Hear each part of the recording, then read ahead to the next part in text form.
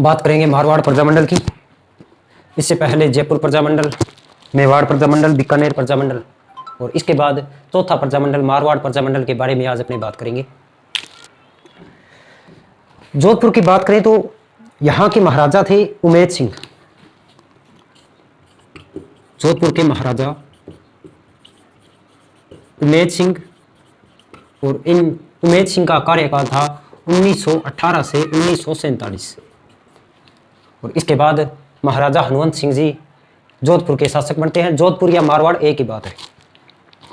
उमेद सिंह जी को आधुनिक मारवाड़ का निर्माता भी कहा जाता है, मारवाड़ का कर्णधार भी कहा जाता है। तो ये इनके दो उपनाम हैं, एक तो है मारवाड़ का कर्णधार और साथ ही इन्हें कहा जाता है आधुनिक मारवाड़ का निर्माता।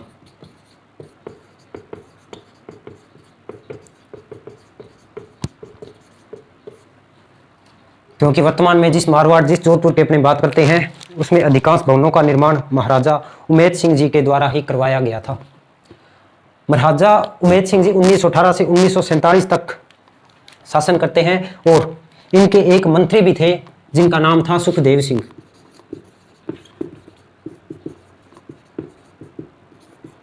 सुखदेव सिंह इनके मंत्री थे।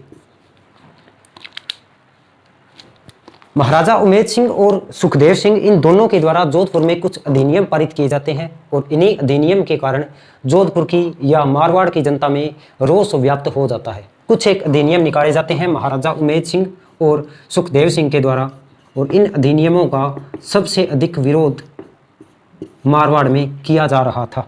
अपनी बात कर रहे हैं प्रजामंडल की स्थापना से पहले। सबसे पहले अगर अधिनियम की बात करें तो सबसे पहला अधिनियम यहां पर पारित हुआ था मारवाड़ राजद्रोह अधिनियम।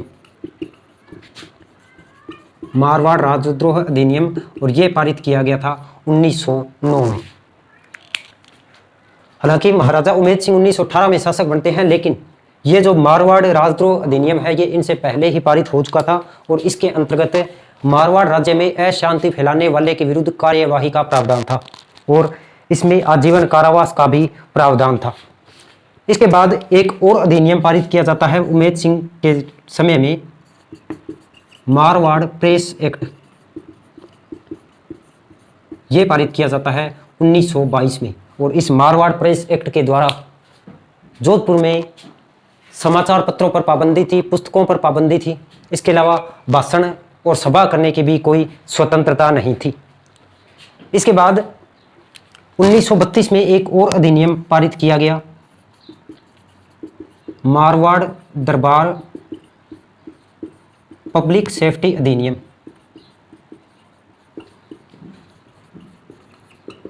और यह पारित किया जाता है 1932 में। राजद्रोह अधिनियम में अशांति फैलाने वाले व्यक्तियों पर कार्यवाही का प्रावधान था। मारवाड़ प्रेस एक्ट में सभा है, प्रेस है, समाचार पत्र है या ऐसी कोई पुस्तकें जिससे अशांति फैलने की संभावना हो तो उन पर प्रतिबंध था। और मारवाड़ दरबार पब्लिक सेफ्टी अधिनियम 1932 के द्वारा किसी भी आंदोलन को प्रतिबंधित किया जा सकता था। पूरी तरह से आंदोलनों पर प्रतिबंध लगाया गया। तो जब ऐसे 3 अधिनियम पारित किए गए, इसके अलावा और भी छोटे बड़े अधिनियम थे, लेकिन मुख्यतः इन 3 अधिनियमों के कारण जोधपुर की जनता में रोष व्याप्त था। इसके बाद इन अधिनियमों के विरोध में कुछ कुछ स्थानों पर सभाएं भी होती थी। और इसके अलावा मारवाड़ प्रजामंडल की स्थापना से पहले कुछ संस्थाओं की भी स्थापना होती है जिन्होंने जोधपुर में जन जागृति का भी कार्य किया था। तो ये 3 अधिनियम, और उसके बाद अपने पढ़ते हैं मारवाड़ प्रजामंडल की स्थापना से पहले की मारवाड़ में कौन कौन सी संस्थाएं थी जिन्होंने जन जागृति का कार्य किया, कौन कौन सी संस्थाएं थी जिनके अवशेषों पर ही इस मारवाड़ प्रजामंडल की स्थापना होती है। तो शुरू करते हैं इसके बाद की कार्यवाही। इसके बाद जोधपुर में अगर अपनी एक संस्था जिसने जन जागृति का कार्य किया था उसकी बात करें तो एक संस्था है जिसका नाम था मारवाड़ सेवा संघ। और 1924 की बात है। ये जो मारवाड़ सेवा संघ थी ये राजस्थान सेवा संघ का ही एक भाग थी। राजस्थान सेवा संघ का ही एक भाग थी मारवाड़ सेवा संघ। और मारवाड़ में जन जागृति का कार्य करने वाली कुछ एक संस्थाओं का अपने उल्लेख करते हैं। जैसे सबसे पहले बात करें तो एक संस्था है मारवाड़ सेवा संघ, और इसकी जो वास्तविक स्थापना है वो होती है 1924 में। और मारवाड़ सेवा संघ राजस्थान सेवा संघ का ही एक भाग थी, एक संस्था थी राजस्थान सेवा संघ, और इसी सेवा संघ का एक भाग थी मारवाड़ सेवा संघ। जोधपुर में जन जागृति फैलाने का कार्य इस मारवाड़ सेवा संघ ने किया था। और इसके प्रमुख कार्यकर्ताओं की या सदस्यों की बात करें तो एक तो थे जयनारायण व्यास, और एक इनके प्रमुख सहयोगी थे चांदमल सुराणा। इन दोनों के प्रयासों से मारवाड़ में जन जागृति का कार्य किया गया, और इस क्षेत्र में पहली संस्था थी मारवाड़ सेवा संघ जिसने जन जागृति कार्य करने में अपनी महत्वपूर्ण भूमिका निभाई। जयनारायण व्यास और चांदमल सुराणा इन्होंने कांग्रेस के अधिवेशनों में भी भाग लिया था, और यहाँ पर मारवाड़ में जन जागृति का कार्य भी इस राजस्थान सेवा संघ के द्वारा किया गया। इसके बाद अगर अपनी बात करें, एक संस्था थी मारवाड़ हितकारिणी सभा, मारवाड़ हितकारिणी सभा, जिसकी स्थापना होती है 1927 में, और संस्थापक थे जयनारायण व्यास। और इसी मारवाड़ हितकारिणी सभा के द्वारा मारवाड़ में उत्तरदायी शासन की मांग की गई, उत्तरदायी शासन की मांग की गई, और नागरिकों को उनके अधिकार यानी नागरिक अधिकार दिए जाने की भी मांग की गई। तो मारवाड़ हितकारिणी सभा का भी जोधपुर में जन जागृति फैलाने में महत्वपूर्ण योगदान था। इससे पहले मारवाड़ सेवा संघ, उसके बाद मारवाड़ हितकारिणी सभा। इसके बाद 1929 की बात है, एक संस्था थी अखिल भारतीय देसी राज्य लोक परिषद, और इस अखिल भारतीय देसी राज्य लोक परिषद का 1929 में अधिवेशन होना था जोधपुर में। और इस अधिवेशन के लिए जयनारायण व्यास के द्वारा प्रयास किए जा रहे थे भी ये जोधपुर में आयोजित हो, लेकिन 1929 में अधिवेशन होने से पहले ही इस पर प्रतिबंध लगा दिया गया, और व्यास को अन्य नेताओं के साथ गिरफ्तार करके जेल भेज दिया गया। अन्य नेताओं की बात करें तो जयनारायण व्यास है, चांदमल सुराणा है, और भंवरलाल सराफ है। ये कुछ एक लोग थे जिनको गिरफ्तार करके जेल भेज दिया गया।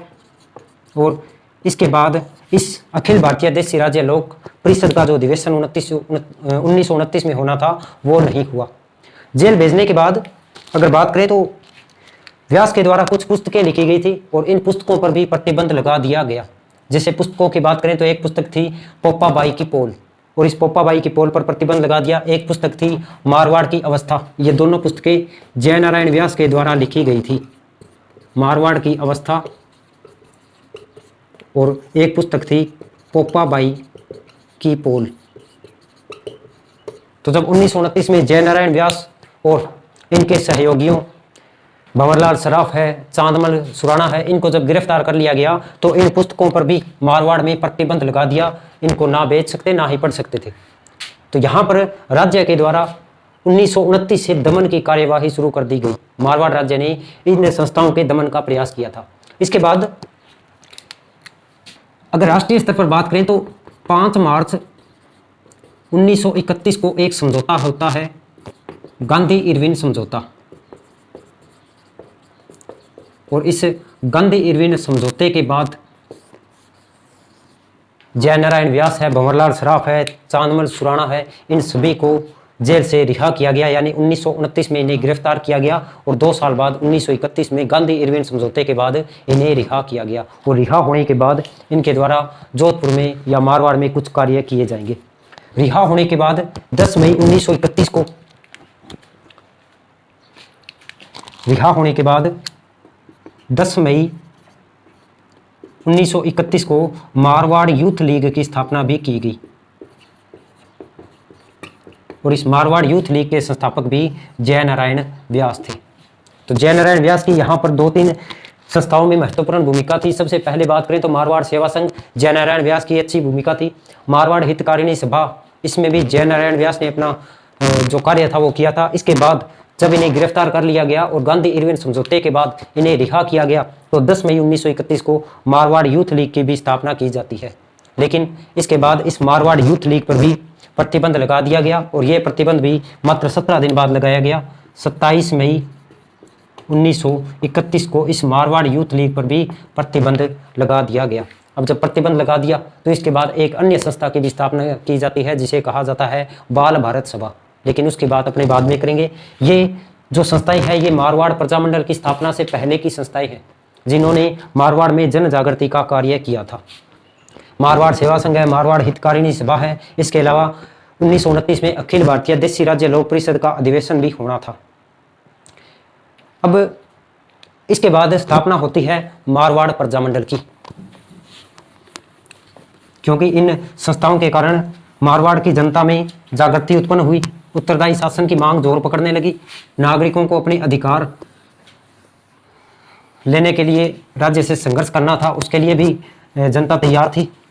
तो अब एक ऐसी संस्था की भी आवश्यकता थी जो राष्ट्रीय स्तर पर और पूरे मारवाड़ में अपना कार्य कर सके, और इसी कारण 1934 में स्थापना होती है मारवाड़ प्रजामंडल की। तो मारवाड़ प्रजामंडल की स्थापना सबसे पहले कब होती है? 1934 ईस्वी में। इसके बाद इस मारवाड़ प्रजामंडल की स्थापना में प्रमुख रूप से किन किन लोगों का प्रयास था, अच्छा प्रयास था?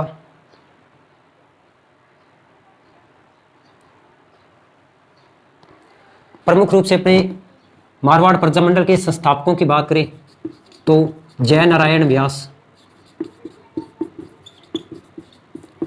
इसके अलावा एक व्यक्ति थे छगनलाल चौपासनी वाला, इसके अलावा एक व्यक्ति थे अभयलाल मेहता, और एक और व्यक्ति थे मानमल जैन। तो जो मारवाड़ प्रजामंडल की स्थापना हुई थी 1934 में, इसमें इन चार लोगों का प्रमुख रूप से इसमें भूमिका निभाई गई। जय नारायण व्यास, छगनलाल चौपासनी वाला, अभयलाल मेहता और मानमल जैन, इन चारों के प्रयासों से मारवाड़ प्रजामंडल की स्थापना होती है। मारवाड़ प्रजामंडल अपना कार्य कर रहा था, लेकिन इसी बीच जोधपुर में एक और घटना होती है जिसने जन आंदोलन को अपना और भी बढ़ावा दिया। वो घटना थी कृष्णा कांड। इस कृष्णा कांड से संबंधित एक कृष्णा दिवस भी मनाया जाता है, और कृष्णा दिवस बंबई में भी मनाया गया, जोधपुर में भी मनाया गया। सबसे पहले बात करें तो कृष्णा कांड या कृष्णा दिवस का संबंध मारवाड़ से है। होता कब है? 1936 में। और हुआ ये था कि मारवाड़ में कृष्णा नाम की एक युवती का अपहरण हो जाता है, और इस अपहरण में राजघराने के कुछ लोगों को के शामिल होने की भी खबर थी। इस कृष्णा कांड के बाद जब जन आंदोलन शुरू हुआ, यहाँ भी आंदोलन किया गया, और बंबई में जो मारवाड़ी लोग रहते थे उन्होंने बंबई में भी कृष्णा दिवस मनाया था। इसके बाद इस कृष्णा दिवस के आरोपियों को ढूंढने के लिए पूरे राज्य की छानबीन की गई, लेकिन इसमें कोई विशेष सफलता प्राप्त नहीं हुई। तो ये जो कृष्णा कांड है ये 1936 में हुआ। इसी कृष्णा कांड के विरोध में कृष्णा दिवस मनाया गया। कृष्णा दिवस 1936 में मनाया गया। सबसे पहले बात करें तो बंबई में मनाया गया, और बंबई में कृष्णा दिवस मनाने वाले मारवाड़ी लोग थे। जो मारवाड़ी लोग बंबई में रहते थे उन्होंने वहाँ पर कृष्णा दिवस मनाया। उसके बाद जोधपुर में भी कृष्णा दिवस मनाया गया। तो ये मारवाड़ प्रजामंडल की स्थापना होने के बाद ये पहली घटना थी। इसके बाद अगस्त 1936 में इस मारवाड़ प्रजामंडल पर प्रतिबंध लगा दिया गया। मारवाड़ प्रजामंडल 2 साल तक कार्यरत रहा, लेकिन इसके बाद 34 में स्थापना होने के बाद अगस्त 1936 में इस मारवाड़ प्रजामंडल को राष्ट्रीय स्तर तक पहुंचाने का कार्य भी किया गया। और राष्ट्रीय स्तर तक पहुंचाने के लिए एक राष्ट्रीय व्यक्ति भी जोधपुर आए थे जिनका नाम था पटाभी सितार मैया।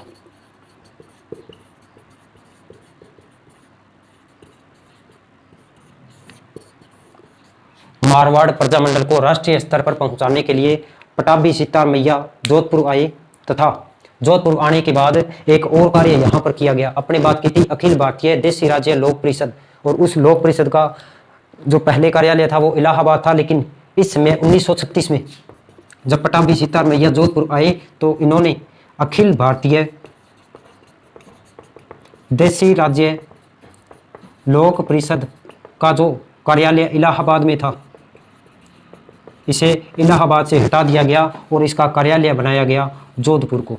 तो यहाँ पर एक छोटा सा क्वेश्चन ये भी बनता है कि अखिल भारतीय देशी राज्य लोक परिषद का प्रारंभिक कार्यालय कहाँ था, तो इलाहाबाद में था। 1936 में इसे जोधपुर स्थानांतरित किया गया। किसके द्वारा किया गया? पटाभी सीतार मैया के द्वारा किया गया। क्यों किया गया? मारवाड़ प्रजामंडल को राष्ट्रीय स्तर तक पहुंचाने के लिए इस अखिल भारतीय देशी राज्य लोक परिषद का जो इलाहाबाद में मुख्यालय था उसे जोधपुर स्थानांतरित किया गया। दूसरी ओर 1936 में ही इस मारवाड़ प्रजामंडल पर प्रतिबंध लगा दिया गया। तो ये थी मारवाड़ प्रजामंडल की स्थापना के समय उसके आसपास की घटनाएं। 1936 में मारवाड़ प्रजामंडल पर प्रतिबंध लगा दिया, तो इसके बाद एक अन्य संस्था की स्थापना होगी, एक अन्य संगठन का निर्माण भी किया जाएगा और उस संगठन का नाम था मारवाड़ लोक परिषद। मारवाड़ लोक परिषद, और इसकी स्थापना की जाती है 1938 में। इस मारवाड़ लोक परिषद के कुछ एक कार्यकर्ता भी थे, जैसे एक व्यक्ति का नाम था रणछोड़ दास गटानी, एक व्यक्ति का नाम था अभयलाल मेहता जो कि मारवाड़ प्रजामंडल से भी संबंधित थे, और एक थे जय नारायण व्यास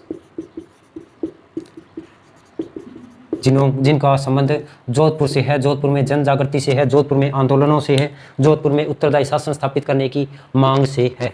तो यहाँ इस मारवाड़ लोक परिषद के अध्यक्ष बनाए गए रणछोड़दास गटानी को, सचिव बनाए गए अभयलाल मेहता को, और इस मारवाड़ लोक परिषद के मुख्य उद्बोधक बनाए गए जय नारायण व्यास को। और इसके बाद मारवाड़ लोक परिषद के द्वारा जोधपुर में कार्य किया जाता है, लेकिन इसे भी मारवाड़ सरकार के द्वारा अवैध घोषित कर दिया गया, क्योंकि मारवाड़ सरकार कभी नहीं चाहेगी कि किसी परिषद का निर्माण हो, किसी संस्था का निर्माण हो। और जब इसको अवैध किया गया तो यहाँ पर जो आंदोलन हुए, इन आंदोलनों पर लाठीचार्ज भी किया गया मारवाड़ सरकार के द्वारा। और इस लाठीचार्ज या जो दमनात्मक कार्यवाही थी, इस दमनात्मक कार्यवाही का विरोध भी किया गया, और विरोध करने में महत्वपूर्ण भूमिका थी हरिजन समाचार पत्र की। हरिजन समाचार पत्र गांधी जी का, उस हरिजन समाचार पत्र में इस लाठीचार्ज या इस दमन का विरोध भी किया गया, आलोचना की गई मारवाड़ सरकार की। इसके बाद जोधपुर में नवंबर 1938 सुभाष चंद्र बोस का आगमन हुआ। सुभाष चंद्र बोस नवंबर 1938 में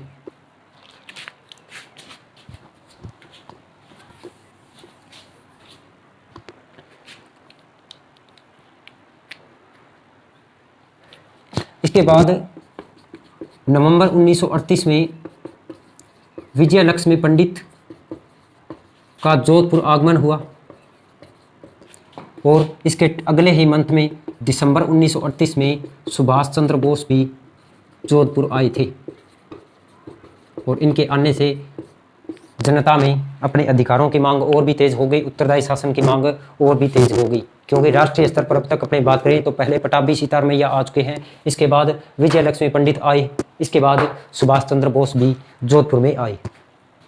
और इसके बाद 8 जून 1940 को मारवाड़ सरकार और लोक परिषद के मध्य एक समझौता भी हो गया। और इस समझौते की कुछ एक प्रमुख बातें थी, जैसे मारवाड़ सरकार ने इस मारवाड़ लोक परिषद को मान्यता दे दी। इसके अलावा दूसरी प्रमुख शर्त थी कि जो लोक परिषद के सदस्य हैं उन्हें ही जनता की प्रतिनिधि सभा माना जाएगा, प्रतिनिधि संस्था माना जाएगा। तीसरी शर्त ये थी कि ये जो मारवाड़ लोक परिषद है ये अपनी बाहरी संस्था के साथ संबंध रखने के लिए स्वतंत्र है, यानी अखिल भारतीय स्तर पर अगर कोई परिषद है, कोई संस्था है, उसके साथ ये मारवाड़ लोक परिषद अपना संबंध स्थापित कर सकती है। चौथा ये था कि अगर कोई युद्ध की स्थिति होती है उस समय कोई भी जन आंदोलन नहीं किया जाएगा मारवाड़ सरकार के विरुद्ध। और इसकी पांचवी शर्त ये थी कि राजनीतिक बंदियों को मुक्त किया जाएगा। और इन पांचों शर्तों को, जो मुख्य शर्तें थी, इनको मानने के बाद 8 जून 1940 को ये समझौता हो जाता है मारवाड़ लोक परिषद और मारवाड़ दरबार के मध्य। इसके बाद जून 1941 में जोधपुर में नगर पालिका चुनाव हुए और इन नगर पालिका चुनाव में इस लोक परिषद को बहुमत भी मिला और यहाँ पर जयनारायण व्यास को नगर पालिका का अध्यक्ष भी बना दिया गया। तो जून 1941 के जो नगर पालिका चुनाव हुए थे उसमें लोक परिषद को बहुमत मिलने के बाद जयनारायण व्यास को यहाँ पर अध्यक्ष बनाया गया नगर पालिका का। इसके बाद 9 फरवरी 1942 को, क्योंकि इस मारवाड़ लोक परिषद को मान्यता मिल चुकी थी, तो इसका प्रथम अधिवेशन हुआ और ये जो प्रथम अधिवेशन है ये होता है 9 फरवरी 1942 को। ये अधिवेशन होता है लाडनू में, वर्तमान नागौर में है।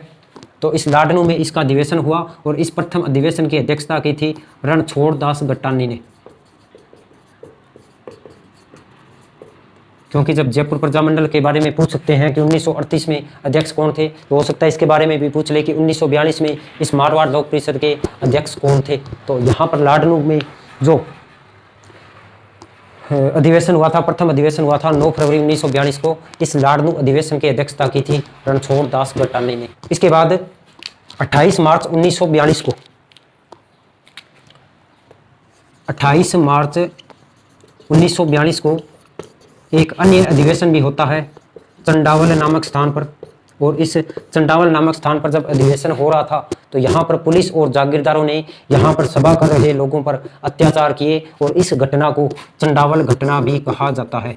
तो अगर कहीं एग्जाम में आ जाए कि चंडावल घटना का संबंध किस राज्य से है या किस प्रजामंडल से है, किस लोक परिषद से है, तो मारवाड़ से इसका संबंध था। चंडावल नामक स्थान पर एक अधिवेशन हुआ था इस मारवाड़ लोक परिषद का 28 मार्च 1942 को और इस चंडावल नामक स्थान पर पुलिस और जागीरदारों ने अत्याचार किए थे और इस घटना को चंडावल घटना कहा जाता है। इस चंडावल घटना के बाद जयनारायण व्यास ने सत्याग्रह भी शुरू किया। इन सभी को गिरफ्तार करके जेल में डाल दिया गया और जेल में भी जाकर इन नेताओं ने भूख हड़ताल शुरू कर दी। और इस भूख हड़ताल के बाद 19 जून 1942 को भूख हड़ताल के दौरान जब बहुत ज़्यादा दिन हो गए तो यहाँ पर एक क्रांतिकारी की मृत्यु भी हो गई जिनका नाम था बाल मुकुंद बिस्सा। और भूख हड़ताल के कारण इनकी मृत्यु हुई थी। बाल मुकुंद बिस्सा शहीद हो गए थे। तो बाल मुकुंद बिस्सा का संबंध भी इस जोधपुर राज्य से है, मारवाड़ राज्य से है। ये मारवाड़ लोक परिषद के ये भी एक प्रमुख नेता थे। चंडावल घटना के बाद जब प्रमुख नेताओं को जेल में डाल दिया गया तो जेल में इनके द्वारा सत्याग्रह किया गया और भूख हड़ताल की गई। इसी भूख हड़ताल के कारण 19 जून 1942 को बाल मुकुंद बिस्सा की मृत्यु हो गई।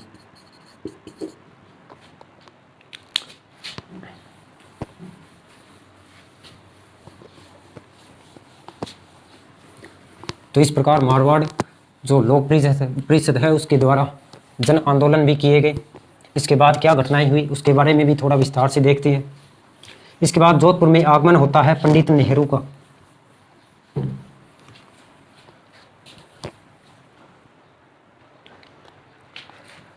जून 1945 में पंडित जवाहरलाल नेहरू जोधपुर आए और जोधपुर आने के बाद इन्होंने महाराजा उमेद सिंह के साथ भेंट की और इन्हीं के कहने पर उमेद सिंह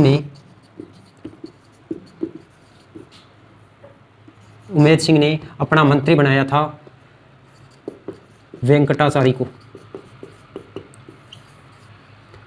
पंडित नेहरू के कहने पर उमेद सिंह ने जून 1945 में वेंकटाचारी को, पूरा नाम था CS वेंकटाचारी को अपना मंत्री बनाया, अपना मुख्यमंत्री बनाया। और CS वेंकटाचारी जिनकी सहानुभूति इन क्रांतिकारियों के साथ थी, इनके मुख्यमंत्री बनने के बाद लोक परिषद और मारवाड़ दरबार के संबंधों में सुधार भी हुआ। इसके बाद 13 मार्च 1947 को डीडवाना का एक गांव है डाबड़ा गांव, और इस डाबड़ा गांव में 13 मार्च 1947 को एक सभा हो रही थी। इस सभा पर पुलिस के द्वारा लाठीचार्ज किया गया, अत्याचार किए गए और इस डाबड़ा कांड को आग भी लगा दी गई। और इस कारण इस डाबड़ा गांव को पूरी तरह से नष्ट कर दिया गया। इसी घटना को डाबड़ा कांड कहा जाता है। और इस डाबड़ा कांड में 12 लोगों की मृत्यु भी हुई थी, जिनमें प्रमुख रूप से बात करें तो 2 नाम आते हैं, चुन्नीराम शर्मा और एक रुग्गाराम चौधरी। इन दोनों के साथ 12 अन्य लोगों की भी पुलिस की गोली लगने से मृत्यु हो गई थी। तो इस डाबड़ा कांड में, जो कि 13 मार्च 1947 को होता है, चुन्नीराम शर्मा और रुग्गाराम चौधरी के साथ 12 अन्य लोगों की भी मौत होती है। इसे ही कहा जाता है डाबड़ा कांड। और इस डाबड़ा कांड की उस समय अनेक समाचार पत्रों में आलोचना भी की गई। जैसे वंदे मातरम नामक एक समाचार पत्र था, उसमें आलोचना की गई। एक समाचार पत्र था लोकवाणी, एक समाचार पत्र था जन्मभूमि। तो इस डाबड़ा कांड की जो घटना है, इसका समाचार पत्रों में भी उल्लेख किया गया। इस घटना की निंदा की गई। प्रमुख समाचार पत्र थे वंदे मातरम, एक समाचार पत्र था लोकवाणी और एक समाचार पत्र था जन्मभूमि। और इन समाचार पत्रों में इस डाबड़ा कांड की आलोचना भी की गई। तो ये था डाबड़ा कांड। चंडावल घटना मारवाड़ से संबंधित है, डाबड़ा कांड मारवाड़ से संबंधित है। ये 2 प्रमुख घटनाएं हैं जो कि मारवाड़ राज्य से संबंधित है। इसके बाद अक्टूबर 1947 में एक सामंती प्रजामंडल का भी गठन किया गया, क्योंकि जनता का विरोध व्यापक था। और अब सामंती मंत्रिमंडल की जो मांग की जा रही थी उसको पूरा किया गया। एक सामंती मंत्रिमंडल का गठन किया गया और इसके जो नेतृत्व करता है या इसके प्रधानमंत्री है वो थे अजीत सिंह। लेकिन इस मंत्रिमंडल में सामंतों का बाहुल्य, अधिक संख्या में सामंत होने के कारण लोक परिषद ने इसका विरोध किया। और फरवरी 1948 में जब इस मंत्रिमंडल का विरोध किया गया, तो फरवरी 1948 में भारत सरकार और वीपी मेनन के कहने पर एक नया मंत्रिमंडल गठन किया गया। और 3 मार्च 1948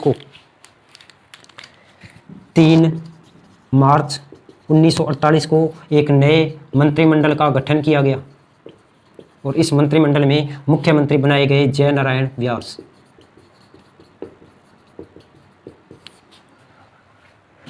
जयनारायण व्यास को 3 मार्च 1948 को गठित जो मंत्रिमंडल था उसमें मुख्यमंत्री बनाया गया। लेकिन 27 दिन बाद 30 मार्च 1948 को इस मारवाड़ का राजस्थान में विलय हो गया। तो ये थी मारवाड़ लोक परिषद। हालांकि प्रजामंडल का कार्यकाल 2 साल तक रहता है। इसके बाद मारवाड़ लोक परिषद का सारा कार्य होता है। तो मारवाड़ जो प्रजामंडल था उसकी स्थापना 1934 में हुई थी। 1936 में प्रतिबंध लगा दिया और इसके बाद इस मारवाड़ लोक परिषद की स्थापना होती है और सारा का सारा काम इस मारवाड़ लोक परिषद के द्वारा किया गया। तो 3 मार्च 1948 को मंत्रिमंडल में जयनारायण व्यास को मुख्यमंत्री बनाया गया और इस प्रकार मारवाड़ में एक उत्तरदायी शासन की भी स्थापना हुई। लेकिन 27 दिन बाद इस मारवाड़ का विलय हो जाता है। तो ये था आपका पूरा मारवाड़ प्रजामंडल। हालांकि प्रजामंडल 2 साल तक रहता है, लेकिन प्रजा परिषद की भूमिका इसमें सबसे ज़्यादा थी। इसके बाद मारवाड़ में कुछ एक दिवस पूछे जाते हैं कई बार परीक्षा में। जैसे एक दिवस की अपने बात करके आ चुकी हैं, कृष्णा दिवस। और कृष्णा दिवस का संबंध मारवाड़ प्रजामंडल से है। –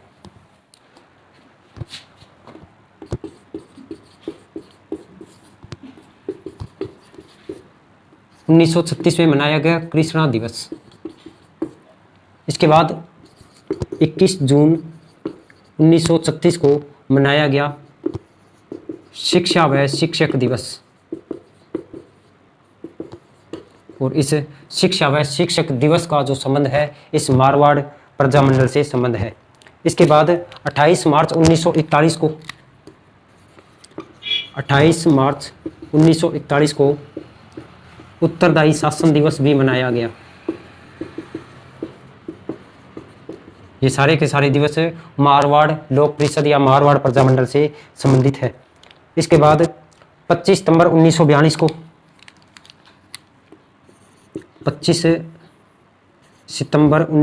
को एक दिवस मनाया गया जिसका नाम था दमन विरोधी दिवस। तो इस दमन विरोधी दिवस का संबंध भी मारवाड़ लोक परिषद से है। इसके बाद 14 सितंबर 1947 को विधानसभा विरोधी दिवस मनाया गया।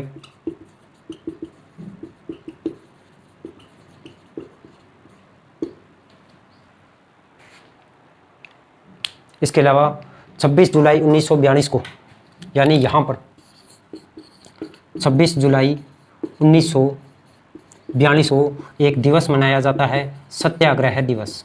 तो इन सभी जो दिवस है इनका संबंध मारवाड़ लोक परिषद से है। सबसे पहले 1936 में कृष्णा दिवस मनाया गया। इसके बाद 21 जून 1936 को शिक्षा व शिक्षक दिवस मारवाड़ में मनाया गया। 28 मार्च 1941 को उत्तरदायी शासन दिवस मनाया गया। इसके बाद एक 26 जुलाई 1942 को मनाया जाता है सत्याग्रह दिवस। फिर मनाया जाता है 25 सितंबर 1942 को दमन विरोधी दिवस, और फिर 14 सितंबर 1947 को विधानसभा विरोधी दिवस भी मारवाड़ में मनाया जाता है। इन दिवसों के अतिरिक्त मारवाड़ प्रजामंडल और मारवाड़ लोक परिषद से संबंधित कुछ महिलाएं भी थी, जैसे रमा देवी व्यास, कृष्णा कुमारी। तो इन दो प्रमुख महिलाओं का यहाँ पर योगदान था। महिलाओं की बात करें तो एक का नाम था रमा देवी, और इसके अलावा जिस कृष्णा दिवस की अपने बात करके आए हैं तो कृष्णा नाम की या कृष्णा कुमारी, इसका संबंध भी इस मारवाड़ प्रजामंडल से है। तो ये था पूरा का पूरा मारवाड़ प्रजामंडल।